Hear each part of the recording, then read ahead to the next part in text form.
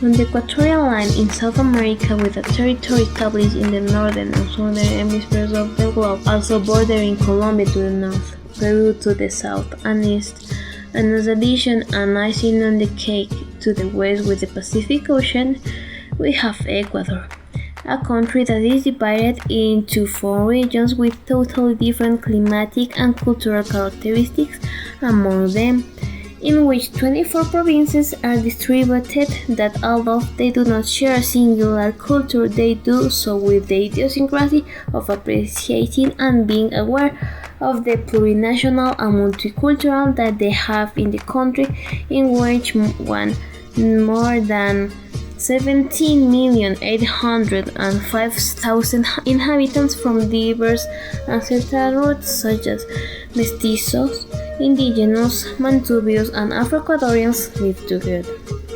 From establishing Ecuador as an intercultural state, it will be evident that each of the aspects that make up the concept of culture will be unique, and with a great background that demonstrates the roots and the way in which the traditions of each one of the ethnic groups have been maintained.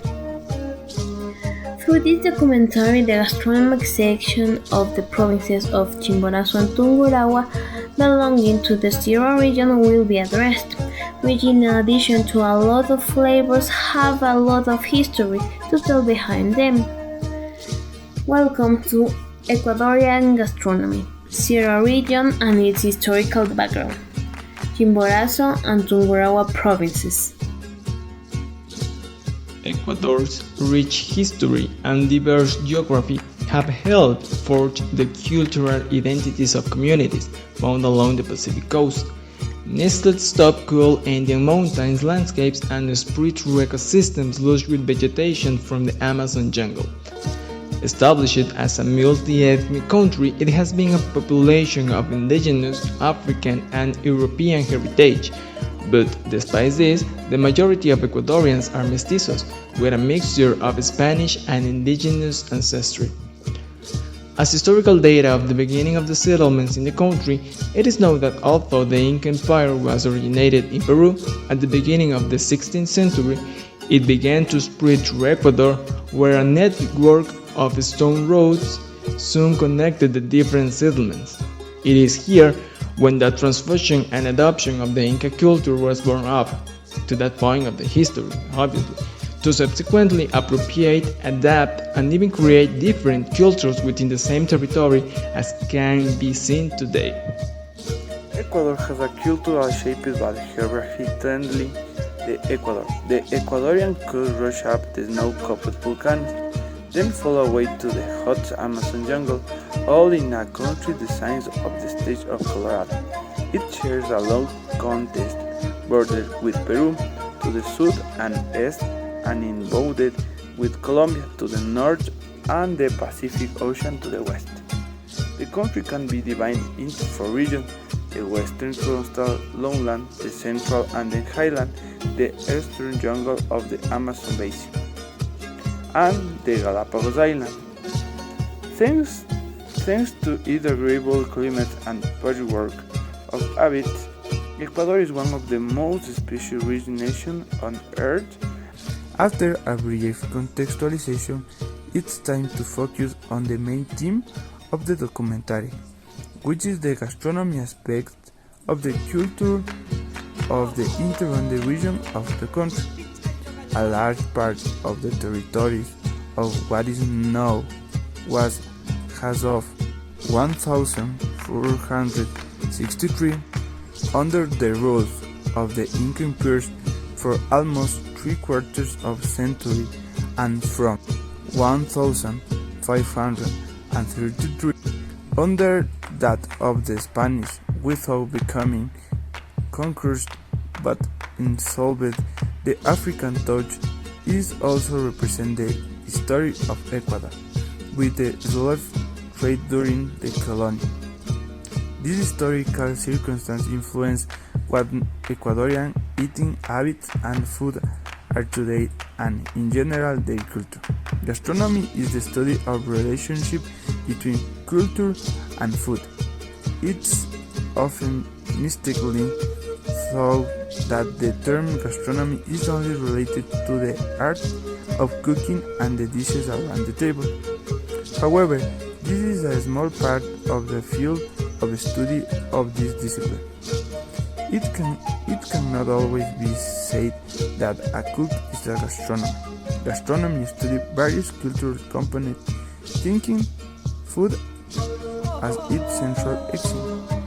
According to the book The Taste of Memory by the Bando historian Julio Pasos, he assured that cuisine of Andean inhabitants of the 16th century remained largely untouched because the food introduced by the Spanish were incorporated into it both vegetables and meat.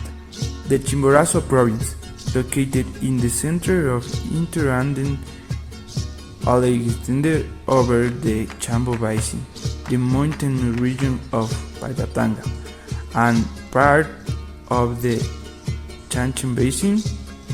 It has an area of 6,569 square kilometers. It's also known as the province of the region peak because in this place we can find the Chimborazo volcano, the highest mountain in the century, of impressive majesty and beauty.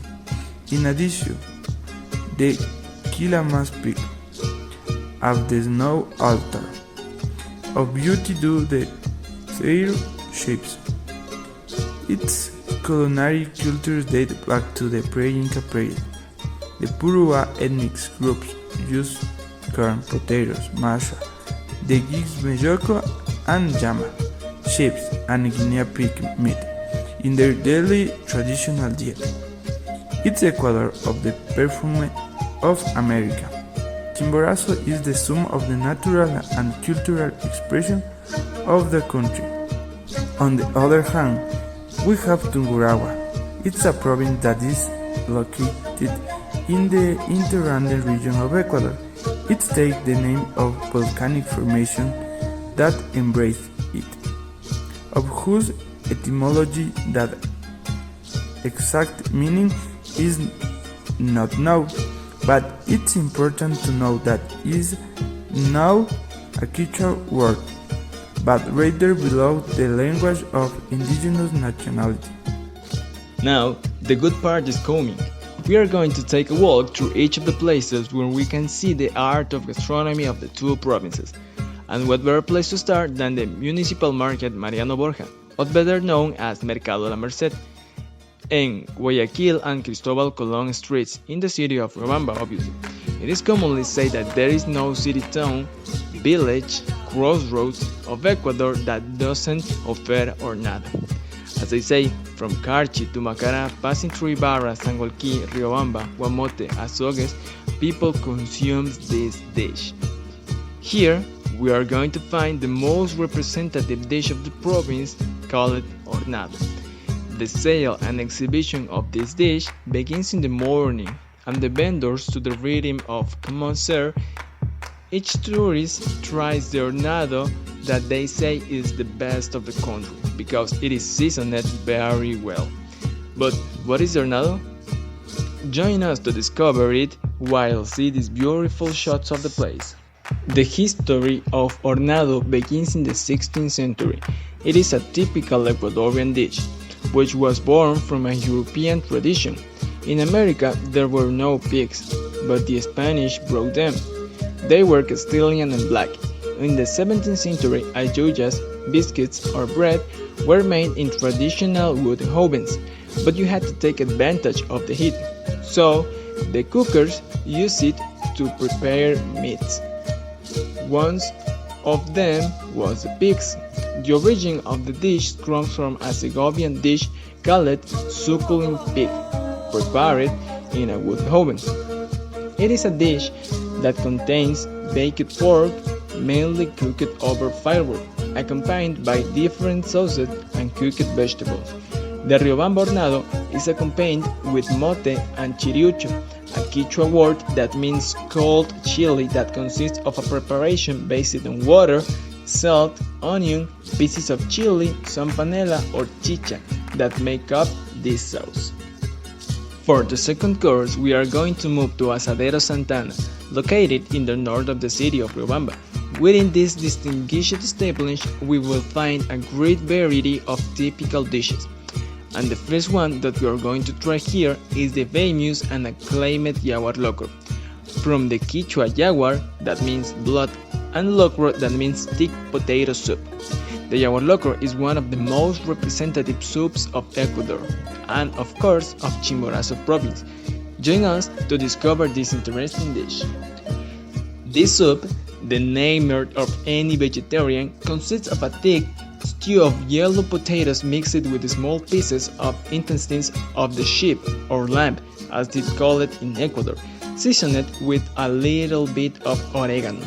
It is served in a very hot soup plate, accompanied in another small plate apart from a portion of refried sheep's blood, a slice of avocado, and a portion of raw red onion sauce mixed with tomato and parsley. The dinner serves the soup by mixing the blood, the onion and tomato sauce, and pieces of avocado in the soup plate to its liking. For our third stop, we return to the Mecca of gastronomy in the province, the Mercado La Merced. Here, we will be able to find the popular jugo de sal, a drink that has managed to remain firm over time and that is part of the identity of each of its inhabitants. The authorship and story of this dish belongs to Miss Luz Luna, who explains that the traditional jugo de sal arose after a request made by her husband. Put a little meat juice and a couple of eggs was the recommendation. She said, I listened to him, I fried the eggs in the pan, I bet them in a filled glass with the meat juice with a little lemon that he used. Listen what a delicious thing that was left, he says, as if imagining serving it again. Its preparation consists of adding semi-fried eggs, chopped coriander, white onion, meat juice, and the final touch that is squeezing a lemon. All this is served hot in a glass where it's mixed well to drink. Although, at first glance, it may seem like somewhat unusual or strange to drink, due to its preparation and much more due to its way to drink.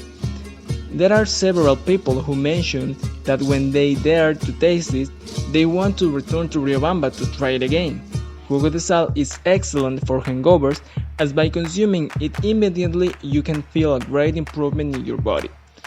But it is said that it's the egg, one of its ingredients, which, having proteins, help to calm any discomfort. The juice bars are a tour of the diversity of Ecuadorian agriculture. Fruits and vegetables from all regions of the country are the raw material of refreshing, nutritious, and energizing recipes.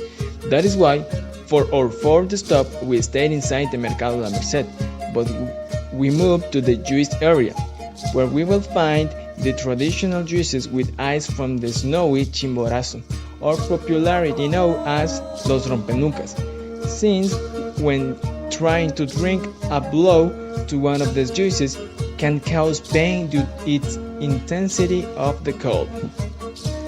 The ice from the Chimborazo volcano arrives every day at the Mercado La Merced market from part of the widely known neckbreaker juices.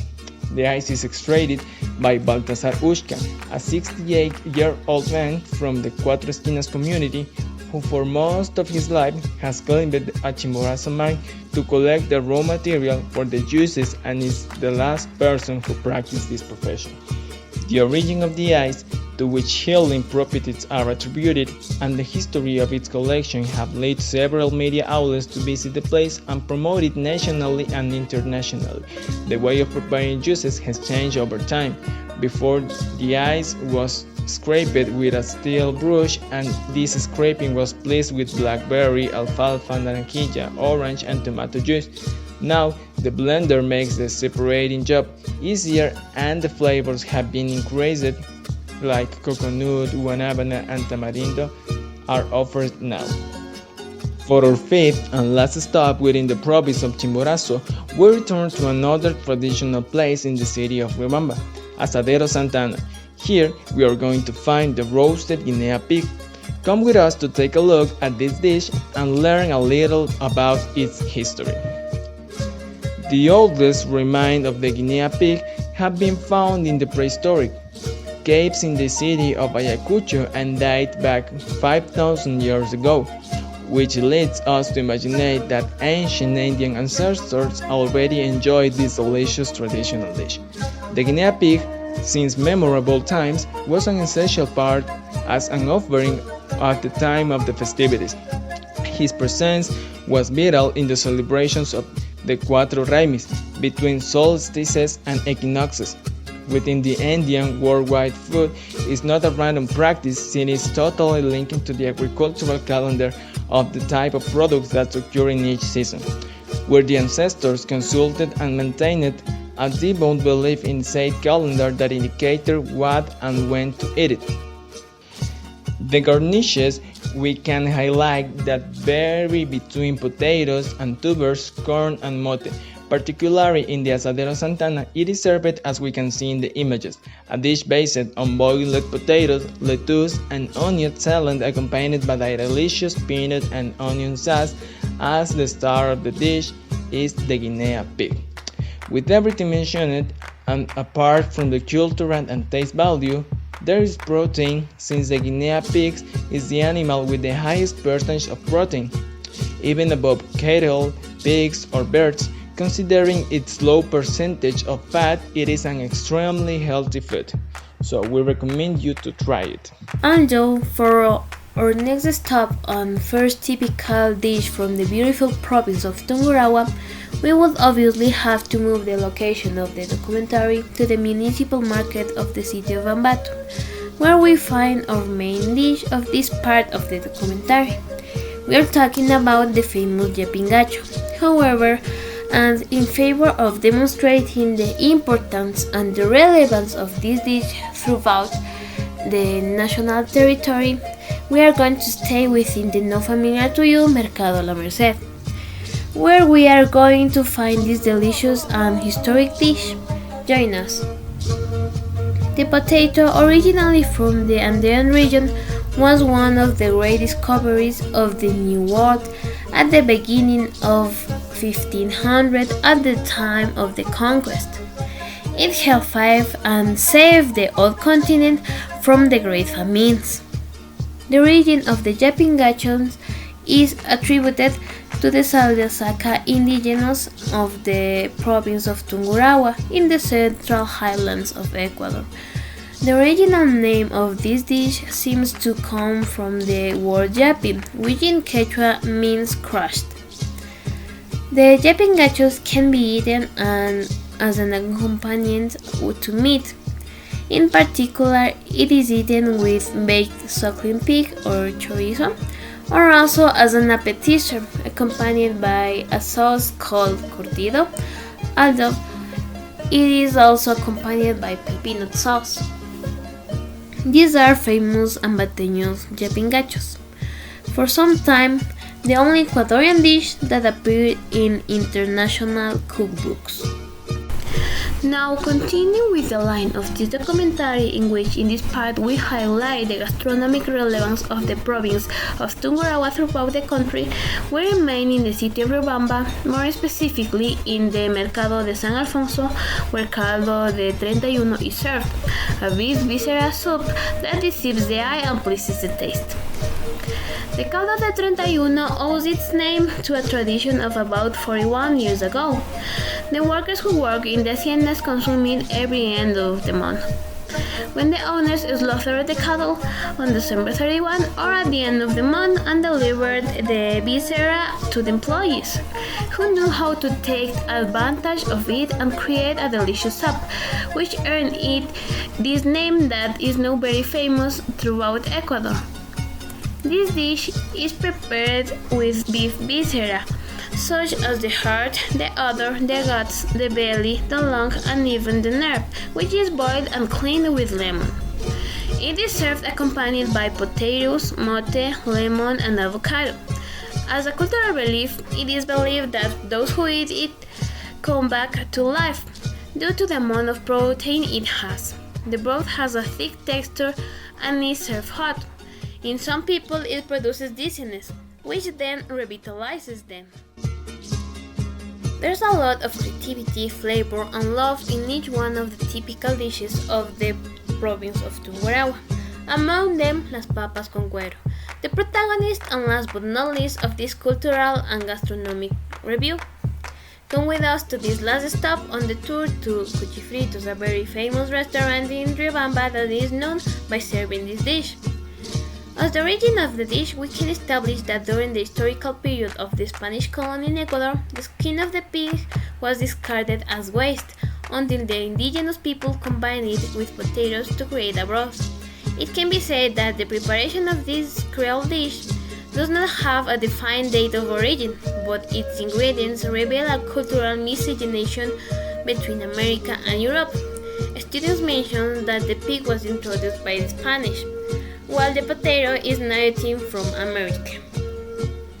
Nowadays, this dish is served accompanied by fresh cheese and chopped cilantro and onion. It is an affordable dish for families. It is prepared in markets, restaurants, and in small or hollow places which have maintained the preparation of this dish for decades.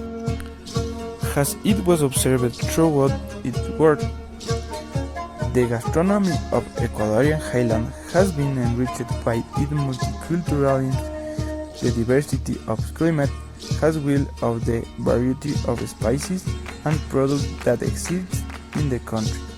In addition, both indigenous and European heritage have cemented a syncretism that focuses on seasoning and constantly renew creativity through new generations of chefs and diners. Within each of the dishes there are, in addition to a great flavor, many stories to tell. Time will never be enough, which is why it's so that this product be considered more the gastronomy get in a cultural gate in which is seen reflected all our world as a country and society. We cordially invite you to go to each of the places and try the dishes that appeared in this documentary. We're sure that you will not regret it.